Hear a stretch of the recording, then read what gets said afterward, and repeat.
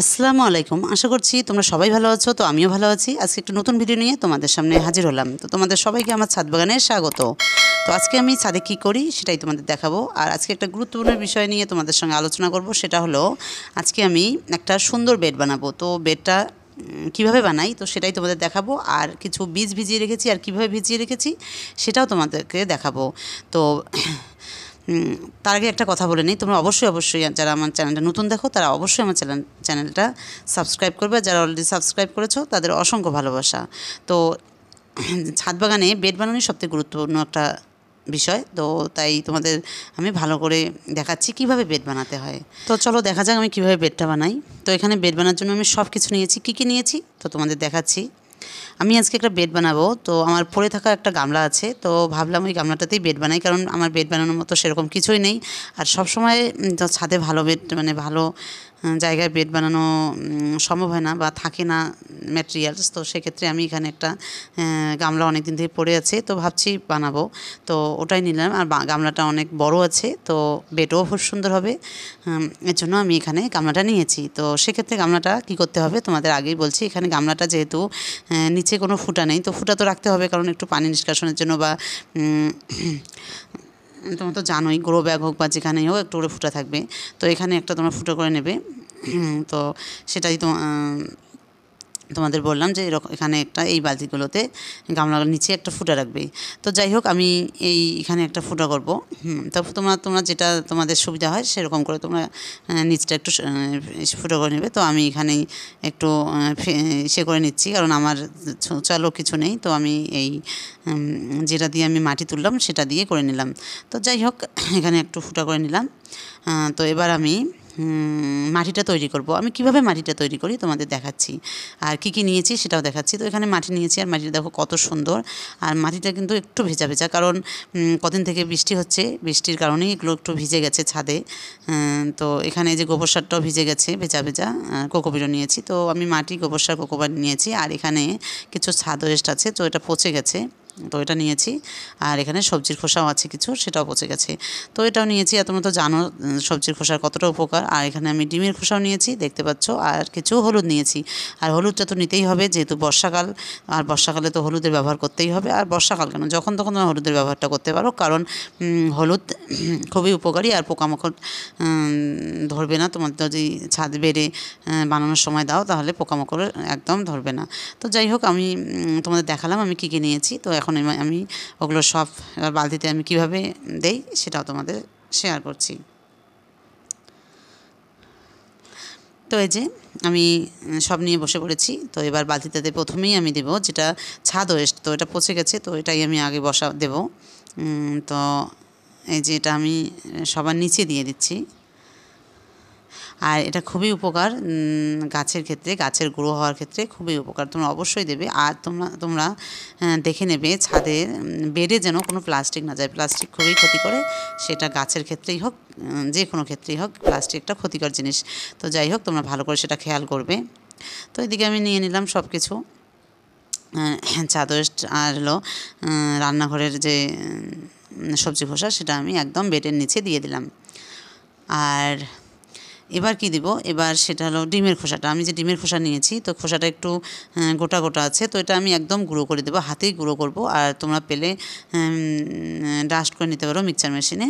তো আমি ডিমের খোসা একটা ভিডিও দিয়েছি, তোমরা অবশ্যই দেখে নিও। আর যদি তোমরা চাও তাহলে আরেকটা দেবো ডিমের খোসা ভিডিও। তো যে আমি ডিমের খোসাটা একদম ভালো করে গুঁড়ো করে দিচ্ছি, যাতে সেই ক্ষেত্রে ওটা ডিকম্পোজ হতে সাহায্য করে।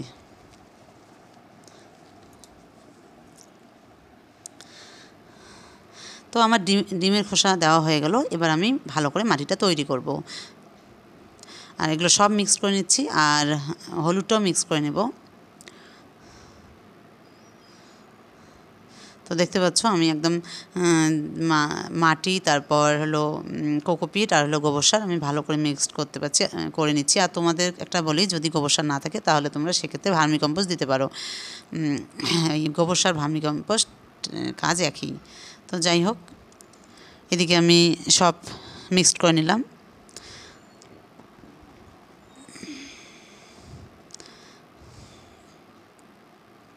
তো এটা এবার আমি এই গামলাটার যেগুলো দিলাম তার উপরে দিয়ে দেব। তো এই যে দেখতে পাচ্ছ, আমি তোমাদের বললাম, আগেই বলেছি যে হলুদের গুঁড়োটা অবশ্যই নিতে হবে, ওটা মাস্ট। আর যেহেতু বর্ষাকাল চলে এসছে, আর আমাদের এখানে 3-4 দিন থেকে বর্ষা হচ্ছে, একদম ছাদ ভিজে। আর আজকে একটু সকাল সকাল বৃষ্টিটা নেই, তো আমি ছাদে চলে আসলাম। আমি ঠিকঠাক ছাদের কাজও করতে পারছি না। তো আজকে এসে দেখলাম একটু রোদ উঠেছে, মানে বৃষ্টিটা নেই সকালবেলা। তো ভাবলাম যে না, আজকে ছাদে কাজ করতেই হবে আমার। আর আমার ছাদে অনেক কাজ বাকি আছে, তো আমি আস্তে আস্তে করব, তোমাদের সঙ্গেও শেয়ার করব। তো বর্ষাকালে অবশ্যই তোমরা হলুদ গুঁড়োটা দিয়ে দেবে, কারণ হলুদ গুঁড়ো না দিলে পোকামাকড় ধরবে, আর হলুদ গুঁড়োতে পোকামাকড়ের সম্ভাবনা একদম থাকবে না। তো সেক্ষেত্রে আমি হলুদ গুঁড়ো দিয়ে দিলাম। এবার আমি এটা একদম বালতিতে দিয়ে দেব। তো আমি সব মাটিগুলো এবার বালতিতে দিয়ে দেব।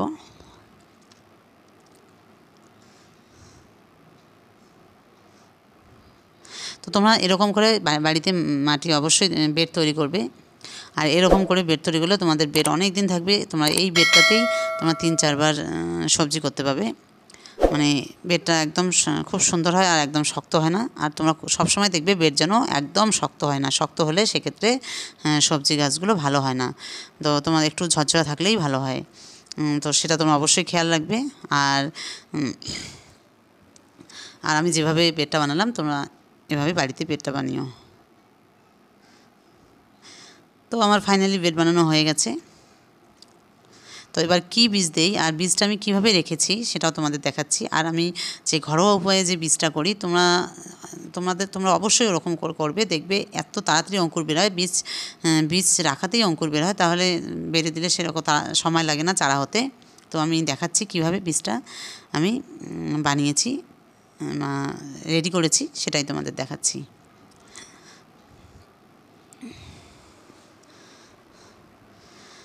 তো এদিকে আমার ফাইনালি হয়ে গেছে বেড বানানো, যে দেখতে পাচ্ছ।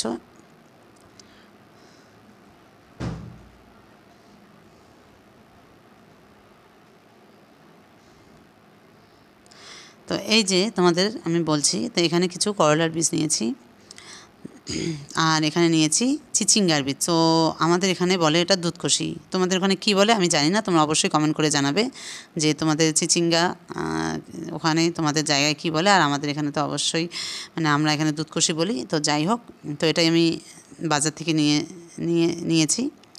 তো সেটা আমি এবার ভিজিয়ে রাখবো। তো কীভাবে ভিজিয়ে রাখবো, এই যে বাটিতে আমি পানি নিয়েছি, তো এই বাটিটাতে আমি এখানে ভিজিয়ে রাখবো। এটা রাত্রিবেলা ভিজিয়ে রাখলে সকালবেলা তোমরা তুলে দেবে। তো সকালবেলা কীভাবে তুলে দেয় সেটাও আমি তোমাদের দেখাচ্ছি। তো এই যে আমি চিচিঙ্গা আর হলো করলার বীজটা আমি ভিজিয়ে রাখলাম।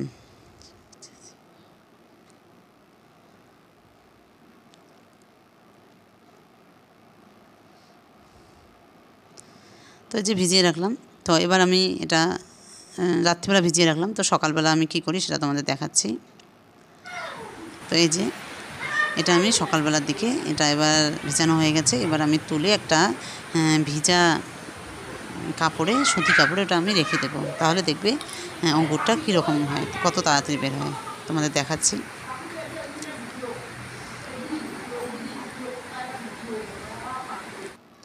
তো এই যে আমি একটা ভেজা সুতি কাপড় নিয়েছি।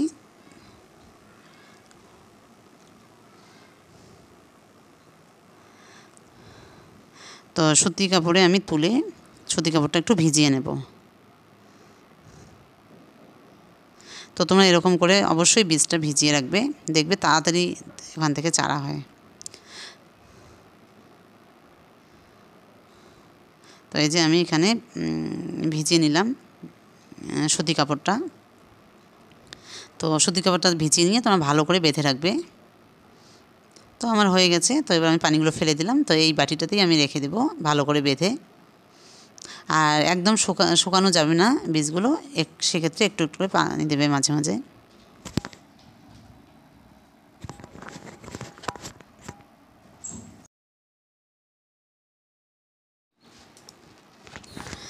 তো এই যে দেখতে তো এটা আমি যে পরের দিন খুললাম, মানে সকালবেলা করেছি, তো আজকে এটা রেখে দিয়েছি মিসকে, কারণ যেহেতু আমি এটা খুললাম। তো এই যে দেখতে পাচ্ছ একটু ভেজা ভেজা রেখেছি তো কিসের বীজ তো তোমাদের টোপলাটা। তো টোপলাটা এবার খুলে দেখছি, তোমরা জানোই তো এখানে বীজ আছে। তো এই বীজগুলো বসাবো, আর বীজগুলো দেখো একদম ভেজা অবস্থাতেই অঙ্কুর বেরিয়েছে। তাহলে এটা এই বীজটা যদি দেই তাহলে তাড়াতাড়ি চারা হবে। তো এই যে তো তোমাদের ভালো করে দেখাচ্ছি যে অঙ্কুরটা বেরিয়েছে কেমন। তো এই যেটা হলো কালো কালো মতো, এটা হলো চিচিঙ্গা, যেটা বললাম আমি দুধকুশি, ওই বীজটা আমি ভিজিয়ে রেখেছি কালো কালো টাইপের দুধকুশি। তো যাই হোক, তোমাদের এখানে কি বলে সেটা তোমরা অবশ্যই কমেন্ট করে জানাবে। করলাটা দেখাচ্ছি তোমাদেরকে। এটা হলো করলা বীজ। এই যে করলাটা দেখো অঙ্কুর বেরিয়ে গেছে, তার মানে এটা দেওয়ার পরপরই হয়ে যাবে। তো এটা খুব তাড়াতাড়ি হবে। তো এটা এইগুলোই আমি আজকে এই বেডটাতে বসাবো। তো এখানে বসাবো যেহেতু অনেকগুলো বীজ আছে। তো আমার এগুলো বেডটা বানানো হয়ে গেছে আর বীজটাও একদম রেডি। তো এবার আমি দিয়ে দেবো এই বীজটা। আর এটা কীভাবে ভিজিয়ে রেখেছি সেটাও আমি তোমাদের দেখাচ্ছি। তো তোমরা এরকম করে বীজ ভিজিয়ে রাখবে, দেখবে খুব তাড়াতাড়ি তোমরা চারা পাবে। তো আমি যেভাবে দেখালাম তোমরা সেম ওরকম করেই ভিজিয়ে রাখবে, তাহলে দেখবে তাড়াতাড়ি করে তোমাদের বীজ থেকে চারা হবে। তো আমি এক সাইড দিয়ে দুধকুশিগুলো দিচ্ছি বা চিচিঙ্গাগুলো দিচ্ছি, আর এক সাইড দিয়ে করলা বীজগুলো দিচ্ছি। আর যখন এগুলো চারা হয়ে যাবে তখন আমি অন্য বেডে বসিয়ে দেবো, সেটাও তোমাদের সঙ্গে শেয়ার করব। আমি তো তোমাদের ছোটোখাটো যা ছাদে করি আমি সবই তোমাদের সঙ্গে শেয়ার করি। আর মাটিটা যেহেতু ভেজা ভেজা, তো আমি একটু হালকা করে পানি দেবো। তো এই যে আমার বসানো হয়ে গেল করলার বীজ আর হলো চিচিঙ্গার বীজ। হ্যাঁ দেখো এখানে বলাস না।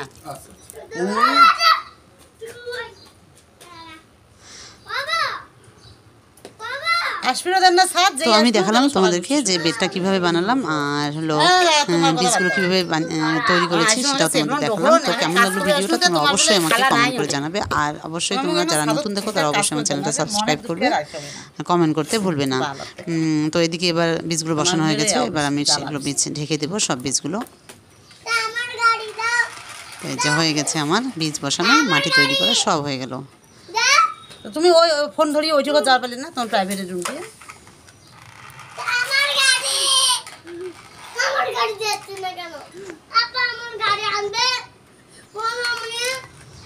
তো আমার ফাইনালি সব কাজ শেষ, বেড বানানো, বীজ বসানো। তো এবার আমি একটু হালকা করে পানি দেবো, কারণ মাটিটা একটু ভেজা ভেজাই আছে। তোমাদের বললাম যে কতদিন থেকে বৃষ্টি হচ্ছে। তো দেখতে পাচ্ছ খুব সুন্দর বেডটা বানানো হয়ে গেল। আর বালতিটাও একটু বড়, মাটিটাও মানে বানানোটাও সুন্দর হয়েছে। তো এবার একটু আমি অল্প করে পানি দিয়ে দিচ্ছি। তো আমার ভিডিওটা কেমন লাগলো তোমরা অবশ্যই কমেন্ট করে জানাবে। আর আজকে ভিডিওটা আমি এখানেই শেষ করছি। তোমরা সবাই ভালো থাকো, সুস্থ থাকো, আর নেক্সট ভিডিওতে তোমাদের সঙ্গে দেখা হবে। রিফা কালকে কিন্তু পড়েছিস, আজকে সাবধানে বেরাবি।